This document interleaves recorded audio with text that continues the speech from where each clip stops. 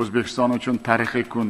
Murosasiz juda qizg'in kechgan o'yinda futbolchilarimiz Jahon mundialida birinchi marta juda katta tajribali jamoaga qarshi o'zining kuchli xarakterini ko'rsatdi. Oson emas, birinchi marta 34 yil biz kutgan voqea bo'ldi. Shuning uchun kuchli xarakteri, jismoniy tayyorgarligi va irodasini yaqqol namoyon etilsak, bu ham to'g'ri. Biz uchun chempionatdagi birinchi golimiz bu ham g'alaba.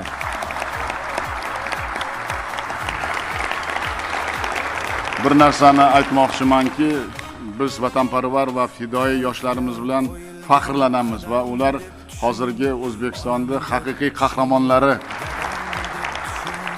Hali oldimizda juda ko'p imkoniyatlar borligini o'zlaring ko'rdilaring.